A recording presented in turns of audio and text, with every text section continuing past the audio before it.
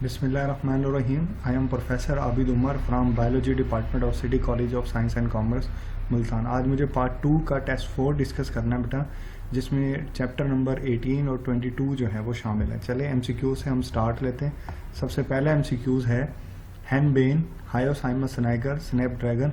ये मुख्तलिफ एग्जाम्पल जो है बेटा वो गिवन है और पूछा गया कि इन तीनों कैटेगरीज में से किस कैटेगरी से इन एग्जाम्पल्स का ताल्लुक है। मैं आपको एक टेबल दिखाता हूँ। ये टेबल देखें, आपकी बुक के अंदर मौजूद है। Short day plant, day long day plant, day neutral. इन कैंड के ऊपर आप देखें ये डिफरेंट एग्जांपल्स गिवन है। अक्सर ये इन एग्जांपल्स में से MCQs आता है। अभी इन्हीं में से ये MCQs बनाया गया। आप देख सकते हो ये सारी example long day plant category के अंदर जो है ये फॉल कर रही है।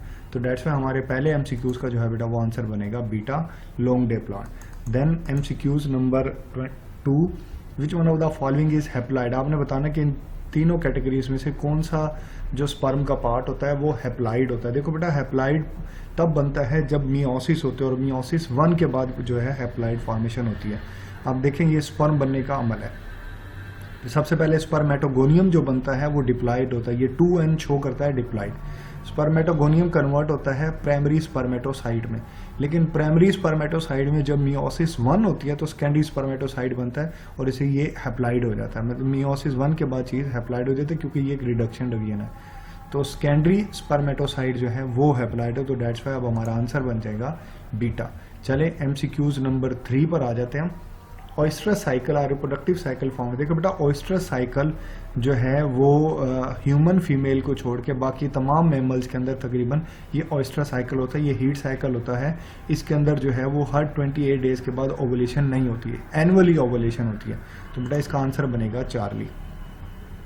देन क्वेश्चन 4 है, which one is the method of sexual reproduction. देखो बेटा ये तीनों प्रोसेस जो है, फिशन है, स्पोरुलेशन और बडिंग है, ये एसेक्सुअल है। कंजुगेशन एक ऐसा अमल है जो कि सेक्सुअल प्रोसेस होगा, क्योंकि सेक्सुअल में दो जानदार, दो पेरेंट्स पार्टिसिपेट करते हैं। कंजुगेशन में क्योंकि दो डिफरेंट बैक्टीरिया पार्टिसिपेट करते हैं और अपना DNA एक्सचेंज करते हैं, तो that's why it is the sexual process. तो आंसर बनेगा delta. Then MCQ number 5, identify the day neutral. देखें उसी टेबल से फिर अब ये दूसरा MCQ जो है वो आ गया। आपने डे न्यूट्रल प्लांट को आइडेंटिफाई करना है। आप देखें डे न्यूट्रल प्लांट में ये यहाँ पर कुकम्बर है, कॉटन है, यहाँ पर टोमेटो है। ये तो आप देख रहे हो कि हमारी गिवन एग्जांपल में जो है बेटा वो कॉटन की एग्जांपल जो है वो गिवन है। तो डेट्स का आंसर बनेगा beta. Then 6, corpus luteum after its development start secreting a hormone. Corpus luteum कौन सा हार्मोन रिलीज करते हैं? पहले मैं आपको ये बता दूं कि कॉर्पस ल्यूटियम क्या होता है। आप देखें बेटा, ये जो एग बनता है ना, इस एग के इर्द गिर्द ये ब्लू कलर में आपको फॉलिकल्स दिखाई दे रहे हैं। ये फॉलिकल बन जाता है और इसमें से एग रिलीज हो जाता है। जब ये एग रिलीज हो जाता है तो इसके पीछे जो पार्ट बच जाता है, जो रिग्रेसिव पार्ट होता है, डैमेज्ड पार्ट होता है, ये जो पार्ट है ये कॉर्पस ल्यूटियम कहलाता है। एग रिलीज होने के बाद मीन आफ्टर ओवुलेशन ये जो पार्ट कॉर्पस ल्यूटियम है ये प्रोजेस्टेरॉन जो है ये प्रोड्यूस करना शुरू कर देता है और ये प्रोजेस्टेरॉन फर्दर साइकिल को जो है ये कंट्रोल करता है। और अगर फर्टिलाइजेशन हो चुकी हो तो जो फीटस की डेवलपमेंट है उसको भी यही हार्मोन प्रोजेस्टेरॉन जो है वो कंट्रोल करेगा। Then MCQs number 7, ABO blood group system is an example of multiple allele. Total number of allele for these antigen in an individual are. देखो बेटा, जो टोटल नंबर ऑफ अलील है ना वो तो आप देख सकते हो कि कैपिटल A, कैपिटल B और स्मॉल है, ये 3 अलील होते हैं ABO ब्लड ग्रुप के। लेकिन किसी एक इंडिविजुअल की बात करें तो किसी एक इंडिविजुअल में इनमें से कोई से 2 हो सकते हैं। आप देखो ना एग्जांपल में, यहाँ पे देखिए ये भी 2 के अलावा नहीं है। मतलब कोई भी ऐसी कैटेगरी नहीं है जिसमें हमें तीनों दिखाई दे रहे हो। तो किसी भी एक इंडिविजुअल की बात करें तो कोई से 2 जो है वो उस कैटेगरी में फॉल करेंगे। तो डेट्स वाई इसका आंसर बनेगा बीटा। टोटल खुद तो 3 है लेकिन किसी एक इंडिविजुअल में 2 होते हैं।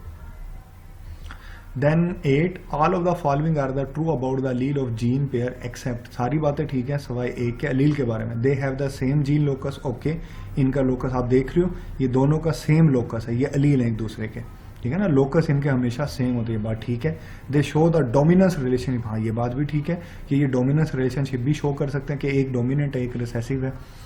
They control the same trade. ये बात भी ठीक है कि दोनों मिल के एक ही ट्रेड को कंट्रोल करते हैं। देन डेल्टा में they are linked with each other. ये बात गलत है, ये लिंक्ड नहीं होते। ये वाला अलील जो है वो यहाँ पर सारे जीन्स के साथ लिंक्ड है और ये वाला अलील इनके साथ लिंक्ड है। ये आपस में लिंक्ड नहीं है। आप देखो ना, इनमें आपस में कोई कनेक्शन नहीं है, ये लिंक्ड नहीं होते। बहरहाल ये जवाब जो है बेटा वो गलत है। तो डेट्स वाई इसका आंसर बनेगा डेल्टा।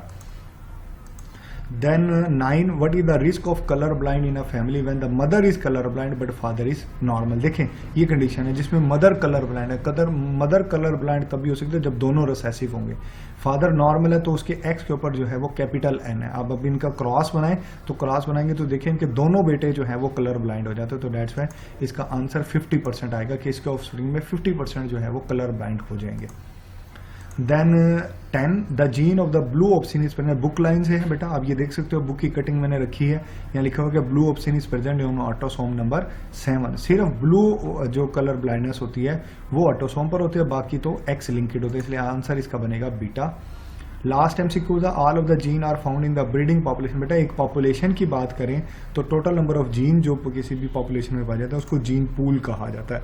किसी एक इंडिविजुअल में हो तो उसको जीनोम कहते हैं, किसी एक करेक्टर की बात करें तो उसको जीनोटाइप कहा जाता है। और नंबर ऑफ जीन्स जो होते हैं किसी भी पॉपुलेशन में, वो number of genes in a population that will call the gene frequency. चले यहाँ पर हमारी डिस्कशन बेटा मुकम्मल हुई। आपका इस हवाले से अगर कोई क्वेश्चन हो तो बेटे आप ज़रूर मुझसे क्वेश्चन पूछिएगा, इंशाल्लाह I will answer. Thank you, अल्लाह हाफिज़।